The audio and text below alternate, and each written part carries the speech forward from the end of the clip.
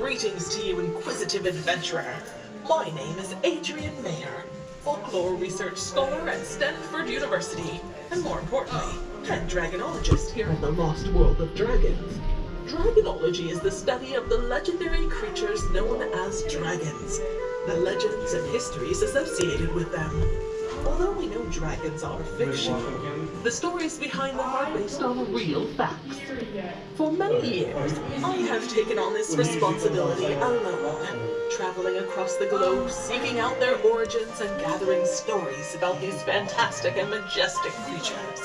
I am looking to build a team of apprentice dragonologists to assist me in studying the legends of these beautiful and sometimes terrible beasts.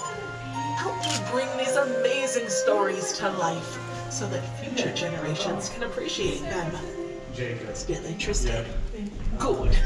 But you must prove yourselves worthy first by virtue of a little challenge I have set up.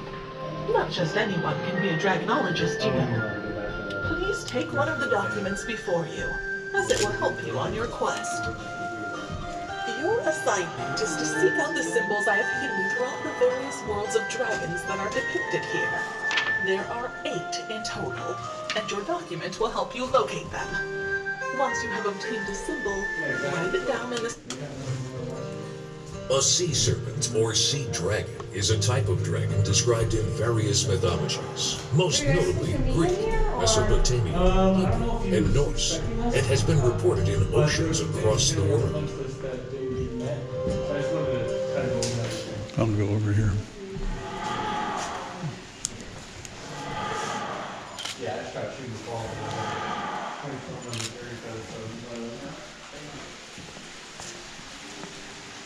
Okay.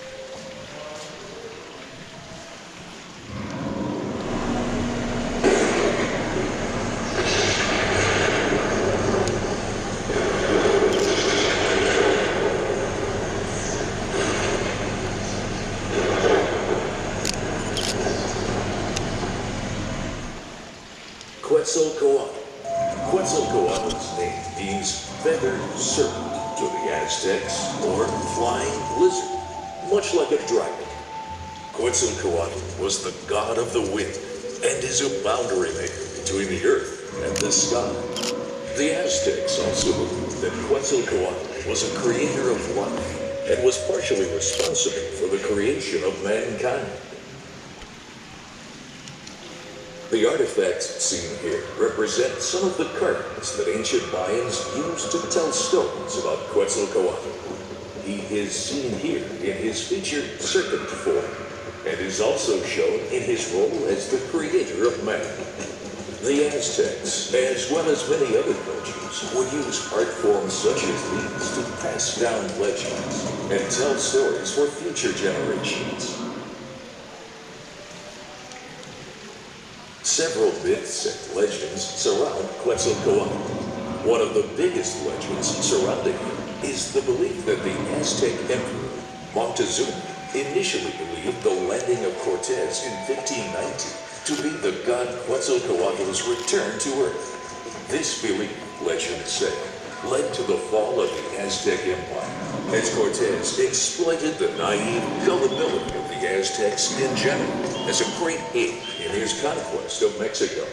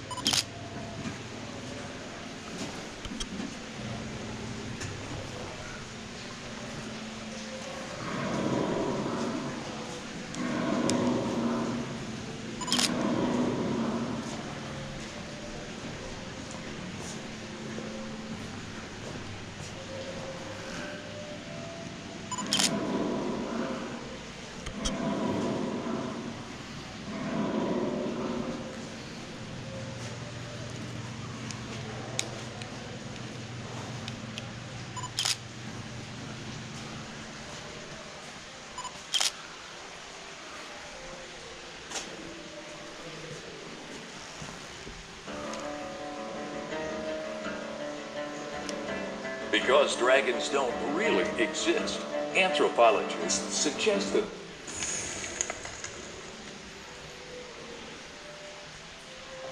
researchers have found that in German and Norse mythology, dragons are typically depicted as what? Large dogs, ferocious lions. Dragons have existed in Chinese culture and folklore for centuries. Which depiction most accurately describes a Chinese dragon? Greedy.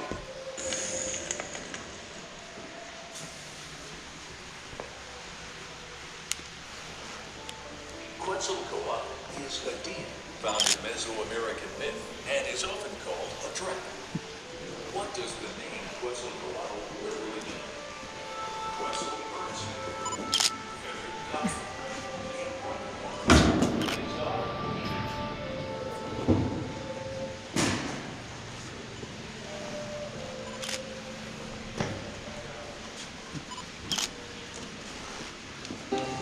Among the many strange objects found in an alchemist's laboratory, quite often you will find one of these, a taxidermied crocodile.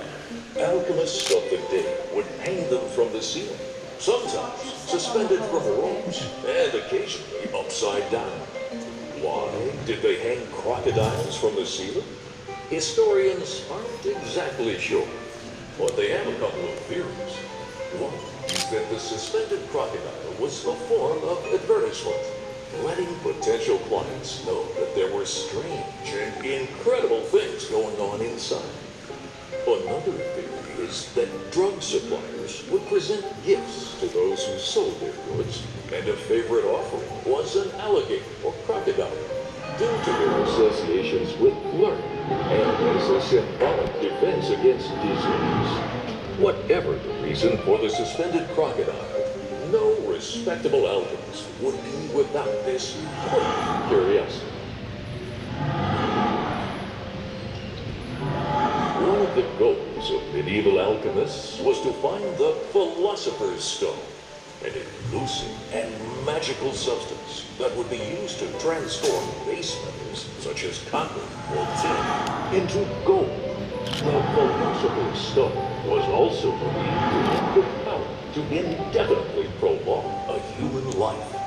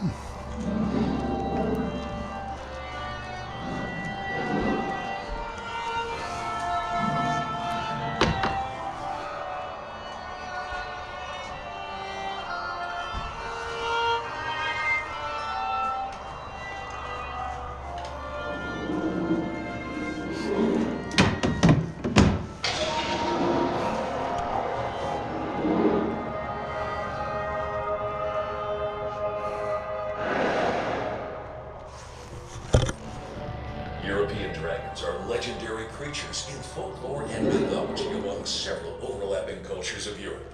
In both the ancient and modern period, the European dragon is typically depicted as a large, fire-breathing, scaly, horned, lizard-like creature. The creature also has leathery, bat-like wings, 4 legs, and a long, muscular, prehensile tail. Though a winged creature, European green dragons are generally to be found in their underground layers, usually a cave that identifies them as ancient creatures of Earth. In folk tales, green dragons often obsess over treasure and precious materials, such as gold and gems. They had the ability to speak to humans and were known to be highly intelligent and cunning creatures. Their blood was thought to contain unique powers, keeping them alive for longer or giving them poisonous or acidic properties.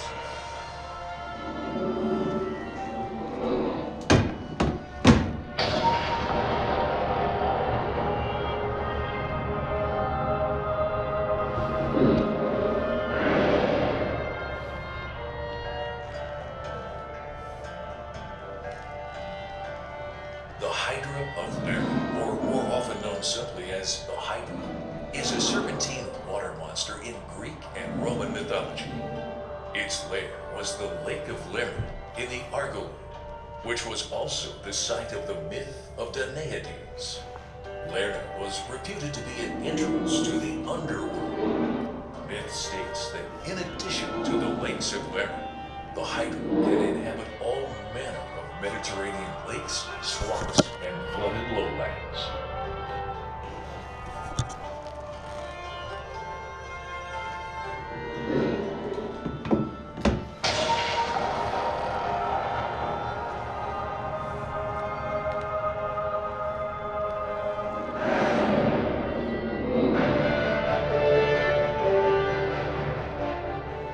In modern Scandinavian languages, lindor can refer to any serpent or monstrous snake.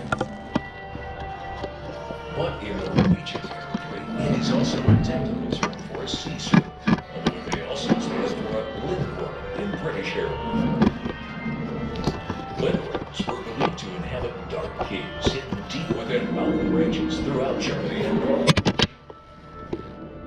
They were associated with pestilence and blamed for unexplained death and disappearances of cattle and livestock. They were also believed to value treasure and rare human artifacts, and fiercely guarded their hoards.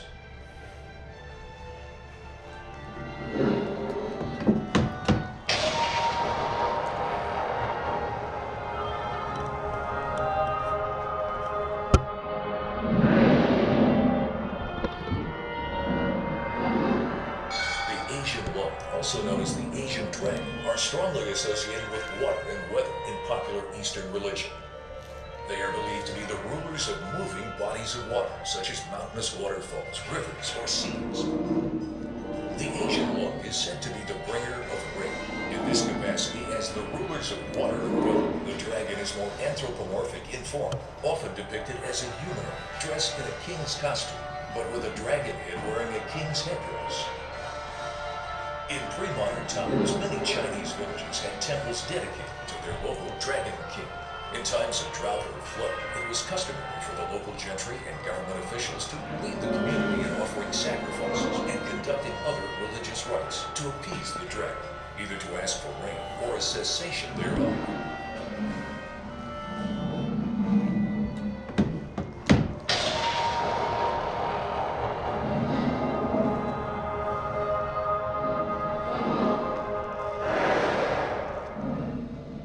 The feathered serpent deity Quetzalcoatl, god of wind, air, and learning, was important in art and religion in most of Mesoamerica for close to 2,000 years, from the pre-classic era until the Spanish conquest.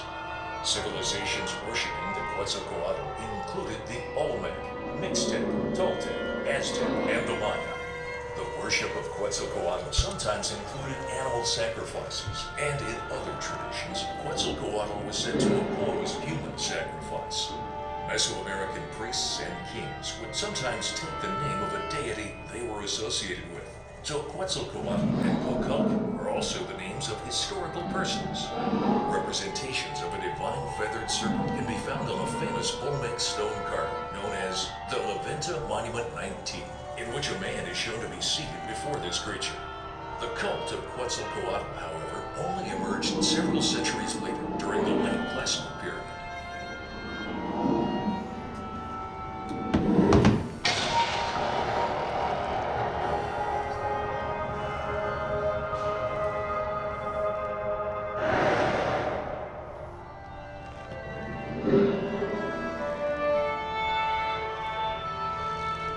White and red Welsh dragons were said to inhabit coastal mountain ranges and subterranean layers throughout Britain and Wales.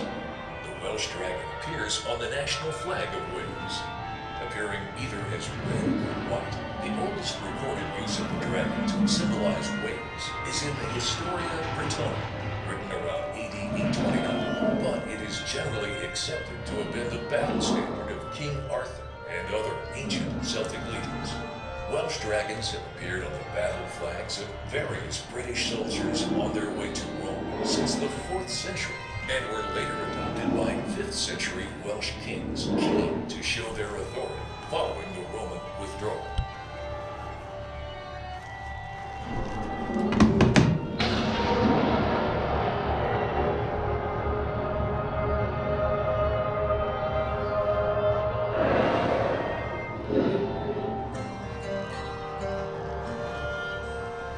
A sea serpent or sea dragon is a type of dragon described in various mythologies, most notably Greek, Mesopotamian, Hebrew, and Norse, and has been reported in oceans across the world.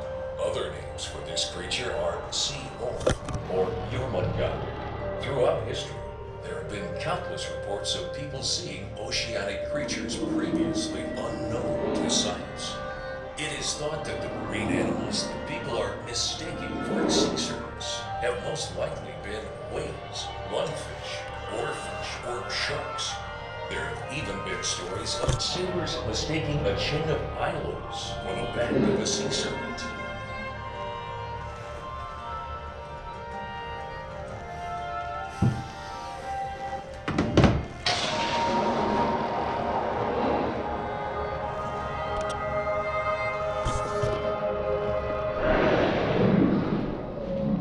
Wyverns are similar in appearance to dragons. However, unlike the dragons, who are very large, wyverns are only slightly larger than a human. A wyvern is also more bird-like, has red eyes and horns. Unlike dragons, wyverns were never known to speak, suggesting they are more animal-like. Wyverns typically inhabited rocky wastelands that would typically be considered inhospitable to other creatures. They were thought to prey on deer, goats, and other such creatures. Unlike dragons, which can be sometimes good or sometimes evil, the wyvern has traditionally been thought of as unambiguously malicious.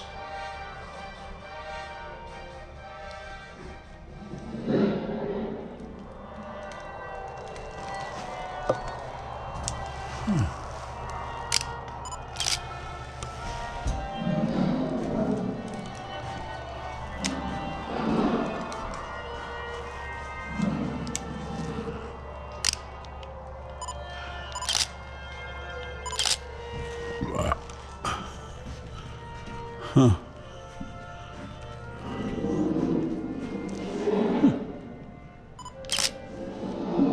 Interesting.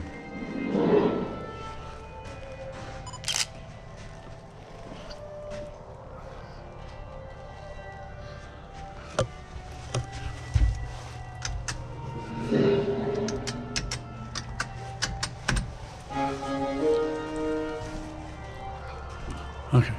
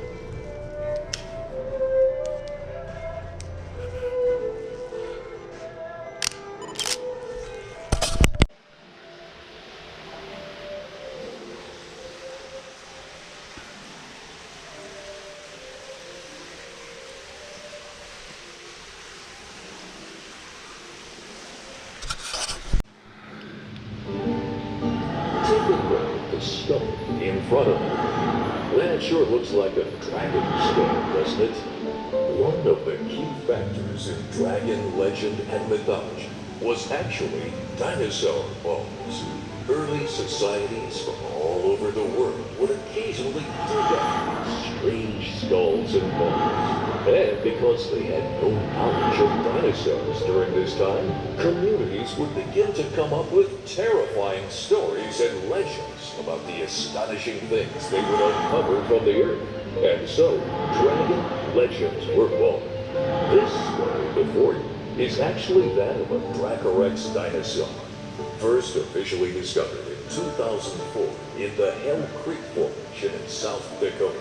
Its unique shape of its skull led to its official name, Dracorexus hogwartsium, which means Dragon King of Hogwarts, a tribute to the Harry Potter book series by J.K. Rowling.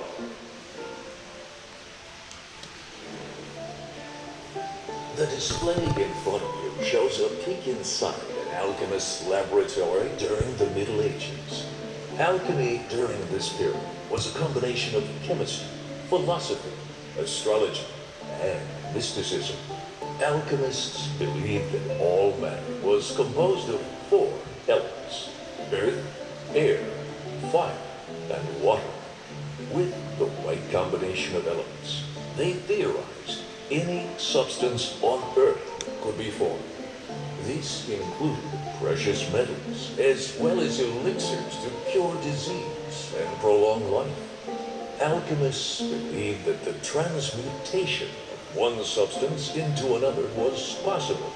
Thus, we have the cliché of medieval alchemists seeking to turn lead into gold.